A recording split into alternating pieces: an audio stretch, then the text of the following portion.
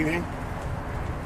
Today, at approximately 6:27 p.m., a Milwaukee police officer was dispatched to a sickly injured person on the 2100 block of West St. Paul Avenue. There was an individual slumped in the vehicle. On arrival, the officer encountered the individual that was slumped in the vehicle. The individual appeared to flee and brandish a firearm. The officer and suspect exchanged gunfire. Both the suspect and officer were struck. After the exchange of gunfire, the suspect entered the wounded MPD's officer's squad car and fled the scene. The suspect crashed into another motorist on the 1700 block of West Clybourne Street and fled on foot. He was later apprehended on the 600 block of North 17th Street without further incident. The suspect's gun was recovered inside the officer's squad car. No one else was injured by the gunfire. The driver of the other vehicle involved in the car was transported to a local hospital for treatment of non-fatal injuries. The suspect, a 22-year-old male, sustained non-fatal injuries. He was transported to a local hospital for treatment. The officer is a 26-year-old male with over 7 years of service. He sustained non-fatal injuries and was transported to a local hospital for treatment. The Milwaukee Police Department Homicide Division is leading the investigation. The officer will be placed on administrative duty as in routine in officer-involved incidents. Criminal charges will be referred to the Milwaukee County District Attorney's Office in the upcoming days. This investigation is ongoing. The Milwaukee Police Department sends our thoughts and prayers to our officer. We wish him speedy recovery and are very proud of the men and women of the Milwaukee Police Department who showed great professionalism tonight. I would also like to thank the community members that stopped and remained on the scene to help our wounded officer. And I mean that. That was a very appreciative moment for our officer. I would also like to thank the Milwaukee Fire Department for providing prompt medical attention to our officer. I'd like to turn it over to the mayor now. Thank you, Chief. And I want to say on behalf of the residents of the city of Milwaukee, thank you to this officer. The officer was coming to do a welfare check, checking in on somebody that was reported to police and suffered, unfortunately, violence upon him. 2 weeks ago, I said that there are too many people in our city, too many people in our community who have too easy access to guns. And 2 weeks ago, what happened? A law enforcement officer was shot. Just the other day, another law enforcement officer was shot. Today, another law enforcement officer was shot. There are too many people in this community who have too easy access to guns, who should not have them in the first place. And it's affecting everybody, from our babies. Mind you, someone less than 10 years old was shot on the first day of this year. To today, we haven't even gotten out of the first month of 2022. And you've got 3 law enforcement officers shot in Milwaukee. I need for this community to wake up to the issue of gun violence. I need our partners at the state to join us to make sure that people who should not have access to guns in the first place don't get them. How can I recruit? How can the chief of police, how can the Fire and Police Commission recruit individuals to serve in this profession, to keep our city safe, to keep our residents safe, to keep our children safe, to keep our commuters from the suburban communities who come into the city every day for work safe, to keep our visitors who come to Milwaukee every single day safe? How can we do that if even our police officers are getting shot in the street week over week? We can't. And so that's why we need partnership. As the chief said, there were members of the community who came and helped this officer. And I thank them as well. Because public safety involves all of us. Police cannot do it alone. They'll be the first ones to tell you they can't. It takes all of us. Everybody's got to be in the game. And it's not just individuals that come to render aid like those citizens did today. It's also those folks who know things in the community, who see things.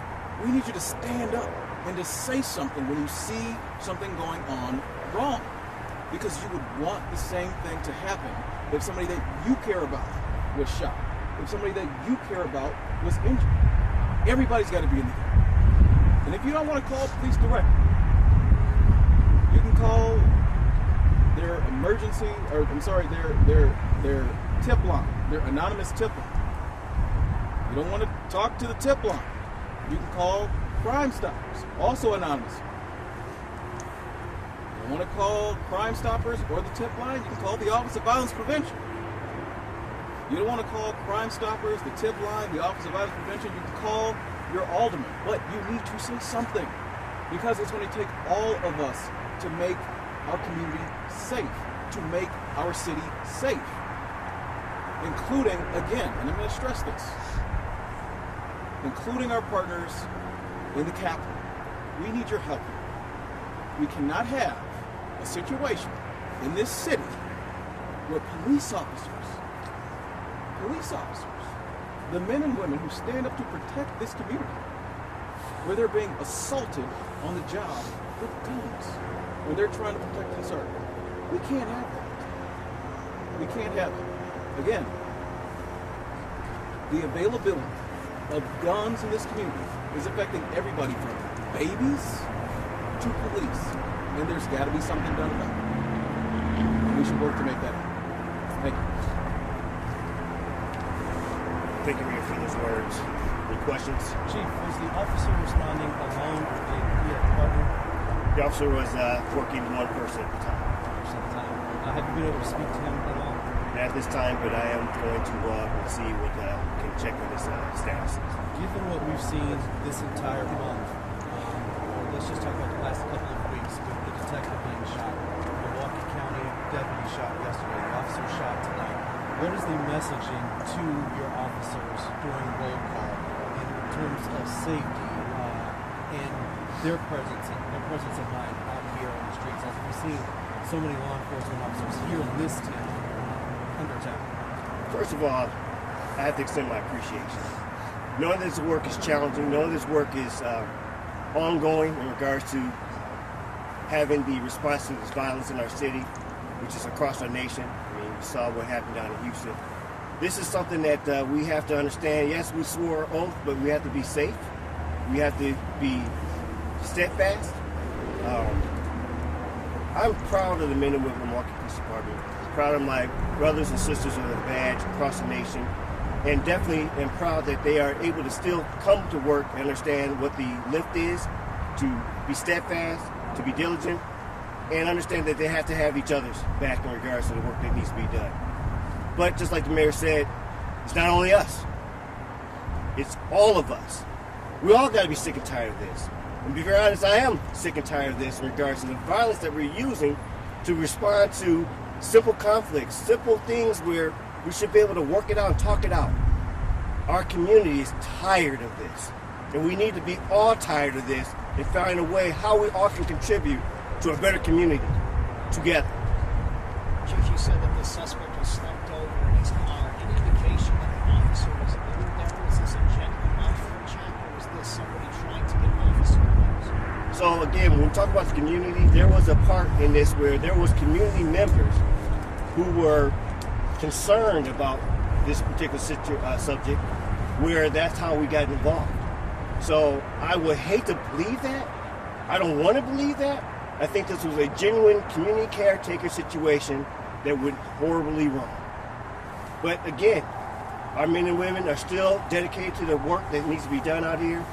They are still being out here working in this cold, understanding the lift.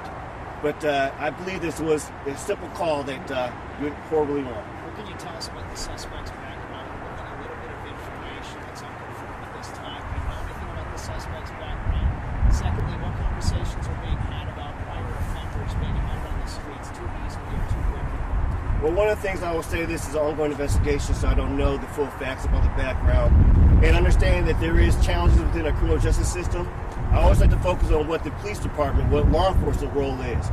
We do a very good job of engaging, of putting people held accountable for their actions out here, and working diligently with our criminal justice partners in regards to ensuring that there's accountability on all facts or all phases of the process. We'll take Chief, one can more you talk question about the here. balance of- Ashley, do you have a question? I was just wondering about the officer's condition at this point. We are hearing that he was shot in his chest, his abdomen, and his shoulder.